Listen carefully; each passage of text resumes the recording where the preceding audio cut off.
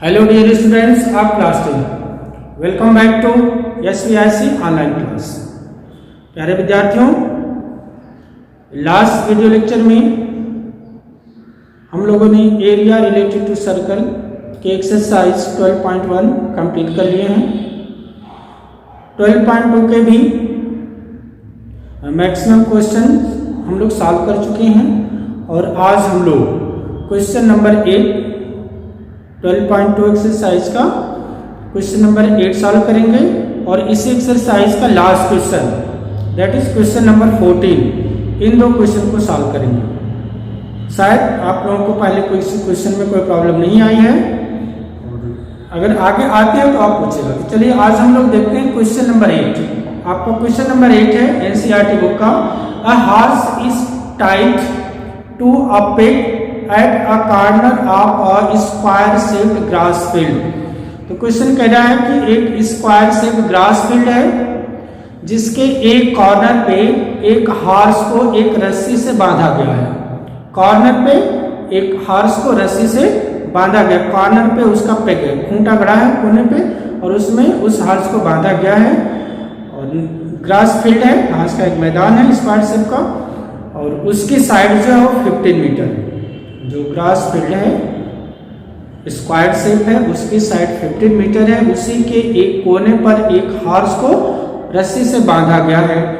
अब और जो रस्सी से बांधा गया उस रस्सी की जो लेंथ है वो 5 मीटर है। क्वेश्चन कह रहा है कि find area that part of the field in which the horse can graze. कह रहा है कि उस फील्ड की एरिया बताइए, फील्ड के उस पार्ट की एरिया बताइए जिसको कि घोड़ा वो चर सकता है, जिसमें घास को वह चर सकता है, ग्रेज कर सकता है, उसी की एरिया हमें बतानी है। तो चलिए क्वेश्चन को बोर्ड पे समझते हैं कि वास्तव में क्वेश्चन कह क्या रहा है। तो आइए एक फिगर के माध्यम से देखते हैं। There is a squared shape grass field. एक ग्रास फील्ड है, घास का मैदान है और स्क्वायर्ड शेप है। कि इसी एक कोने पे एक कॉर्नर पे एक हॉर्स को, एक घोड़े को बांधा गया है इसकी घास को चरने के लिए। ये सब इसमें घास लगी हुई है।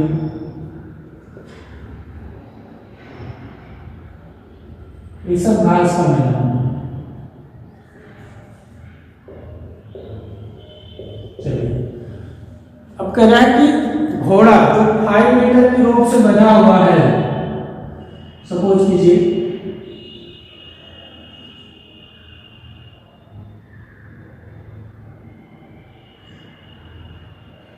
एक घोड़ा है, सपोज कर लीजिए एक घोड़ा है, इसको 5 मीटर के रोप से बांधा गया है। यहाँ जो कोने से रोप से जो बना हुआ है ये 5 मीटर की रोप है। 5 मीटर की रस्सी से इस घोड़े को स्क्वायर्ड से ग्रास फील्ड के कॉर्नर पे बांधा गया है। तो पूछ रहा है कि कितनी घास वो चरेगा। बहुत सिंपल, कितनी घास चरेगा, जो रस्सी से बंधा हुआ है तो ये इसी 5 मीटर के रेडियस में कितनी घास चर सकता है, क्योंकि ये 5 मीटर से अधिक दूरी नहीं जा सकता, उसको क्रॉस नहीं कर सकता है। तो यह एक ऐसे पार्ट को चरेगा, ग्रेज करेगा जिसका सेक्टर एंगल होगा 90 डिग्री। क्योंकि अगर ये स्क्वायर है तो ABCD स्क्वायर का नाम लिख दे रहे हैं, ABCD एक स्क्वायर से ग्रास फील्ड है और हम जहां तक चल सकते हैं उसको लिख दे रहे हैं P और इस पॉइंट को लिख दे रहे हैं Q। तो APQ जो सेक्टर बन रहा है, APQ जो सेक्टर बन रहा है उसी के एरिया को, जो सेक्टर की एरिया है उतनी ही एरिया को चल सकता है।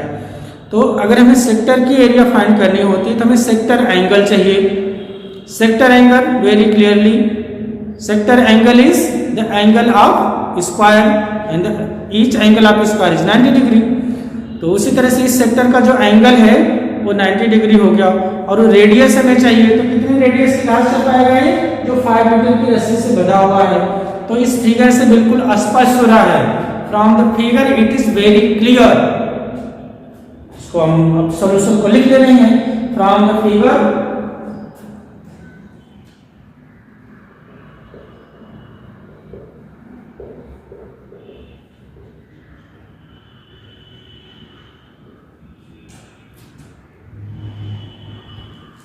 Area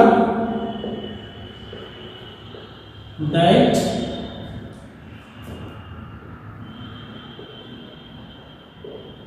horse can graze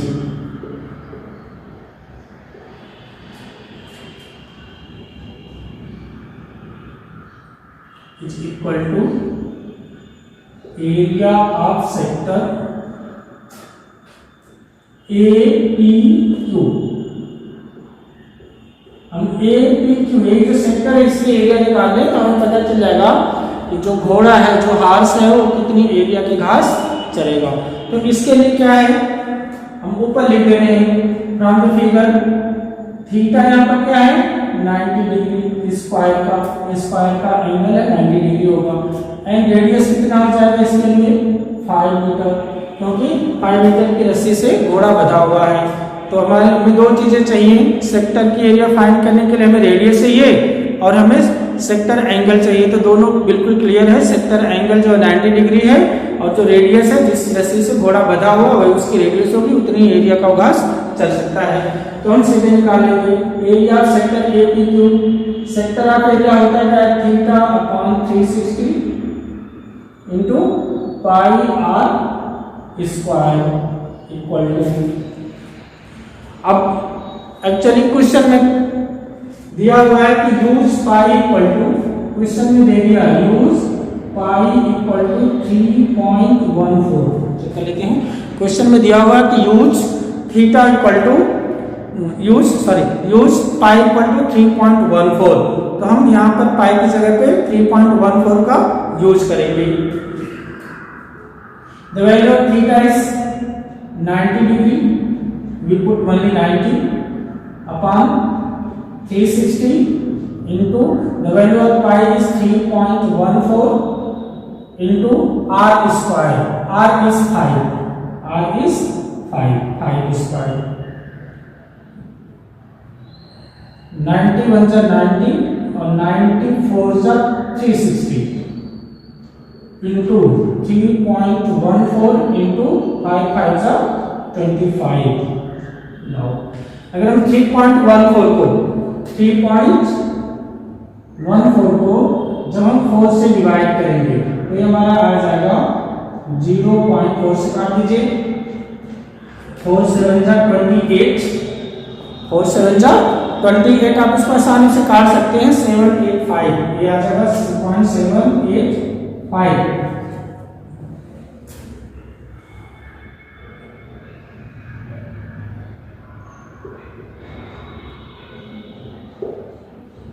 point 785 into 25, जब आप इसको मल्टीप्लाई करेंगे 0.785 को जब 25 से मल्टीप्लाई कर देंगे तो ये आपका आ जाएगा 19.625। 19.625। ये आपका क्लियर हो गया कि घोड़ा कितनी घास चलेगा। जो इसकी एरिया है, सेक्टर की एरिया, आपका एक आंसर यहां पर आ गया कि घोड़ा कितनी घास चलेगा, 19.625 मीटर स्क्वायर की घास से चलेगा। अब इसी का दूसरा पार्ट कह रहा है कि the increase in the grazing area if the rope were 10 meter long instead of 5 meter. तो क्वेश्चन कह रहा है कि उस समय कितने अधिक एरिया ज्यादा हो जाएगी अगर इसी घोड़े को 5 मीटर की रस्सी के बजाय, 5 मीटर रोप की बजाय इसको 10 मीटर की रोप से बांध दिया जाए। तो सेम सॉल्यूशन आपको करना है, बस रेडियस की जगह 5 की जगह आपको 10 रख देना है। तो area that can be grazed by horse, दूसरा पार्ट निकाल लीजिए। Area that can be grazed by horse when rope is 10 meter long. जब रोप 10 मीटर लॉन्ग होगी, इससे बिल्कुल क्लियर है कि ये रेडियस 5 की बजाय हम 10 यूज कर देंगे। तो सिंपल सा है, ये क्या हो जाएगा equal to theta upon 360 pi r square. ये होगा theta, theta will be same 90 degree, 360 into the value of pi is 3.14 and the value of r is 10 square divide 4, उससे डिवाइड कर दीजिए इसको 19 0 0 कैसे 9 4 36। अब ये आपका आ गया 1/4 into 3.14 into 10 10 100। अब इसको हम ऑलरेडी कैलकुलेट कर चुके हैं। अगर हम इसको इससे डिवाइड करेंगे तो ये आ जाएगा 0.785 को 100 से मल्टीप्लाई करेंगे तो 78.5 मीटर स्क्वायर आ गया। ये तो एरिया आ गई। अगर हम इस रस्सी को 5 मीटर की बजाय 10 मीटर कर दें, 5 मीटर और बढ़ा दें तो घोड़े की स्थिति यहाँ की बजाय अब घोड़ा यहाँ पर पहुंच जाएगा। यहाँ से इतनी घास हमें चलेगा, यहाँ से इतनी घास चलेगा, इस सेक्टर की घास चलेगा।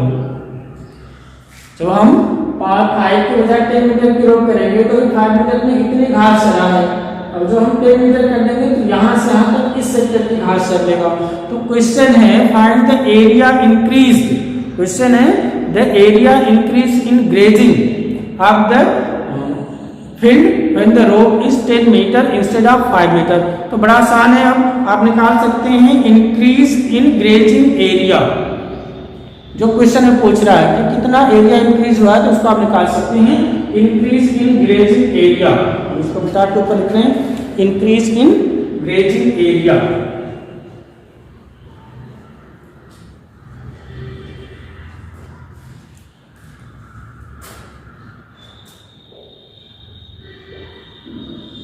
Increase in grazing area equal to, जब 10 मीटर का रोप है तो 78.5 मीटर है, 78.5 मीटर स्क्वायर। जब रोप की लेंथ 5 मीटर थी तब एरिया 19.625, 19 - 625 इतना meter square increase in grazing area हो गया। सिंपल है। हम बड़े वाले सेक्टर से लार्जर सेक्टर से स्मॉलर सेक्टर को हम सब्ट्रैक्ट कर देंगे तो हमें पता चल जाएगा कि ये जो एरिया है यही इंक्रीज हो रही है। इस इंक्रीज एरिया को इस पूरे सेक्टर से, बड़े वाले सेक्टर से अगर हम इस छोटे वाले सेक्टर को माइनस करते हैं तो ये हमारी इंक्रीज एरिया आ जाएगी। ओके, तो हम सिर्फ इसी को माइनस कर देंगे and when it is subtracted it will become 58 आप सब्ट्रैक्ट कर लीजिए, बहुत आसान है। 6 to 58.785 यही इंक्रीज इन ग्रेजिंग एरिया होगा। तो क्वेश्चन सिंपल है, आपको जस्ट ये सिर्फ समझना है। क्वेश्चन को थोड़ा सा कंफ्यूज करने के लिए आपको एक हॉर्स को रख दिया है और रेडियस ना देने की बजाय आपको रस्सी की लंबाई दे दी है। अब रस्सी की लंबाई इसका मतलब है आपका रेडियस है और स्क्वायर फील्ड दिया हुआ है। सेक्टर एंगल ना दे करके आपको स्क्वायर फील्ड दे दिया है, जिससे आपको बिल्कुल स्पष्ट है कि अगर कोई भी स्क्वायर है तो उसका एंगल 90 डिग्री का होता है और उससे जो सेक्टर फॉर्म होगा उसका सेक्टर एंगल 90 डिग्री होगा। आई होप ये क्वेश्चन आपको समझ में आ गया होगा। अब एक क्वेश्चन और हम लोग देखते हैं इस एक्सरसाइज का लास्ट क्वेश्चन। लास्ट क्वेश्चन देखते हैं क्या है।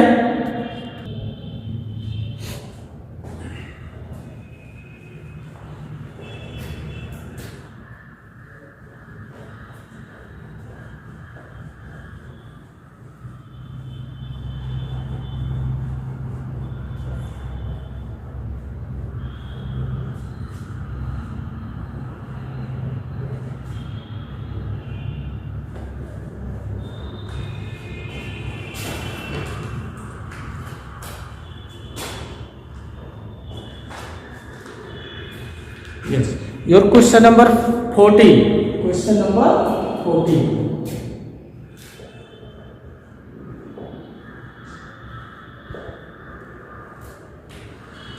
This is an optional question and this is the last question of the exercise 12.2. 12.2 last question. Your question is pick the correct answer. Optional है तो कह रहा है कि करेक्ट आंसर को आप टिक कीजिए. That means you have to choose the correct answer out of the question is area of a sector angle P. ये दिया हुआ किसी सेक्टर एंगल, जो सेक्टर एंगल है वो P है. Area of sector angle P of a circle with radius R is. चलिए हम इसको भी फिगर के माध्यम से आसानी से समझ पाएंगे.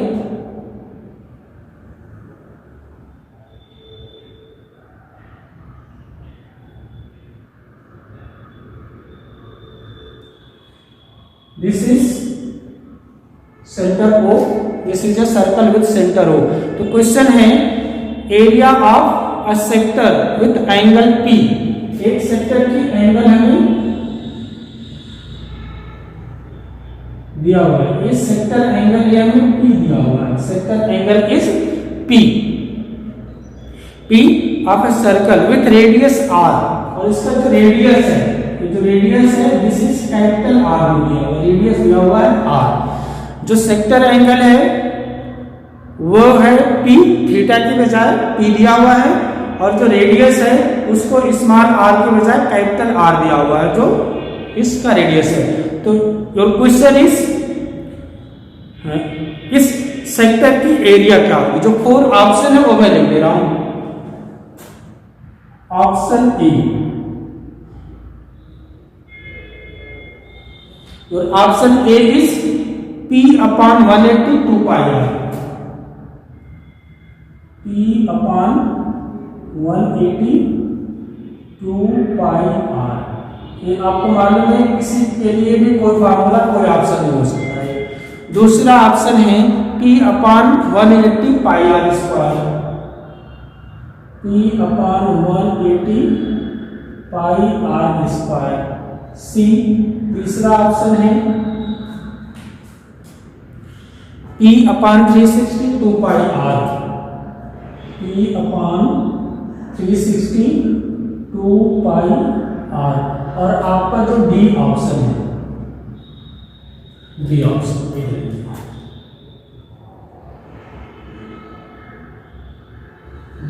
क्या है. Your option D is P upon 720. P upon 720 2 pi r square. P upon 720 2 pi r square. और ये हमारे ऑप्शन में r की वैल्यू गलत हो गई. मैं इसको करेक्ट कर दे रहा हूं. जो r है वो यहां पर कैपिटल R दिया हुआ है. तो 2 pi r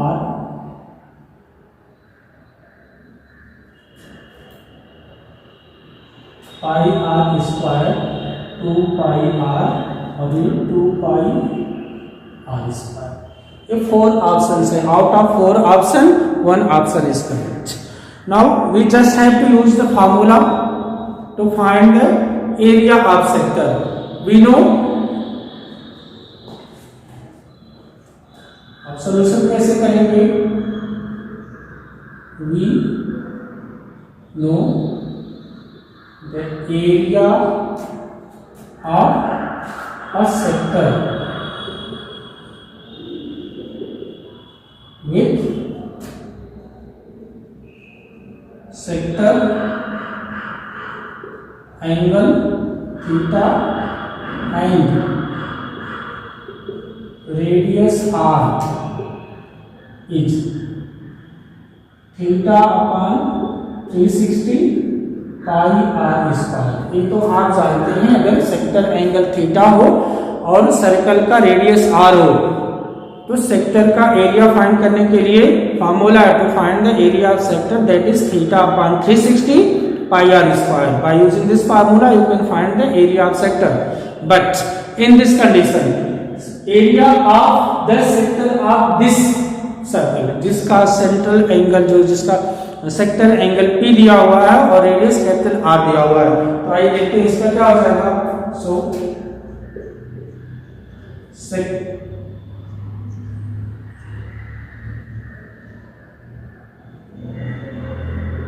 area of the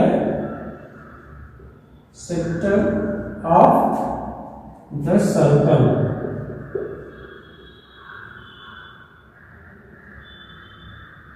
where theta equal to P and R equal to ये क्या हो जाएगा,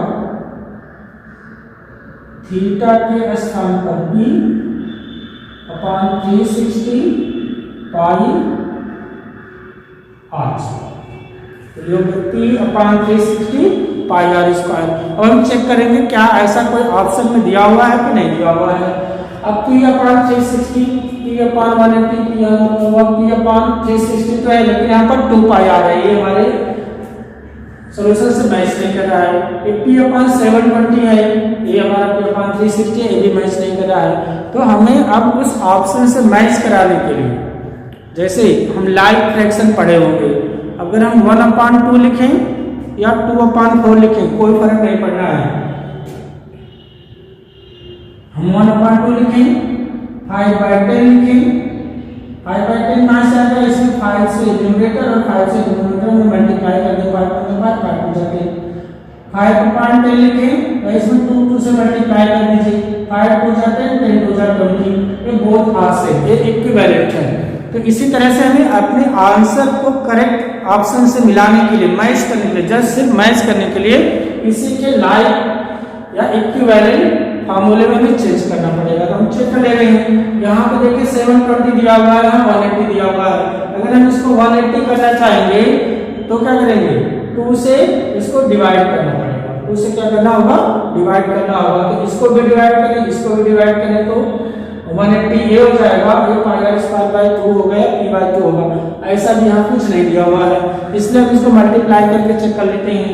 अब इसके इसी फार्मूले के न्यूमरेटर और डिनोमिनेटर में हम क्या करेंगे, 2 से न्यूमरेटर में और 2 से ही डिनोमिनेटर में मल्टीप्लाई कर दे रहे हैं।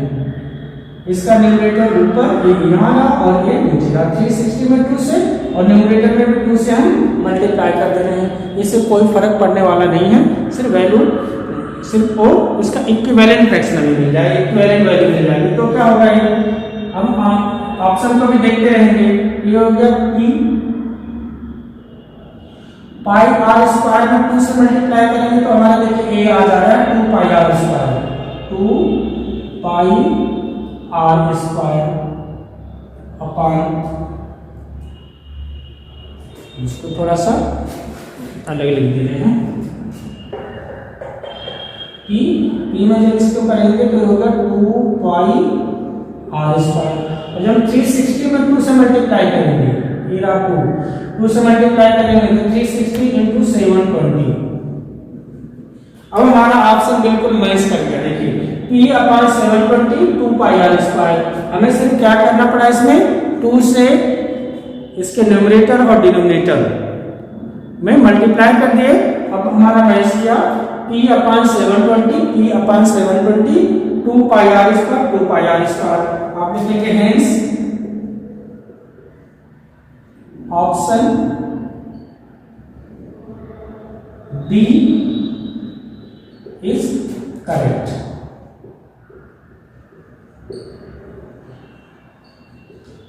एक आपका सोल्यूशन होगा। आई होप आपको एक्सरसाइज 12.2 में कोई भी डाउट नहीं होगा। अगर कोई डाउट है तो आप निसंकोच इस ग्रुप में क्वेश्चन नंबर को भेजिए और उसका सलूशन आपको दिया जाएगा। आज की क्लास के लिए बस इतना ही। Have a very nice day. Thanks. जय हिंद।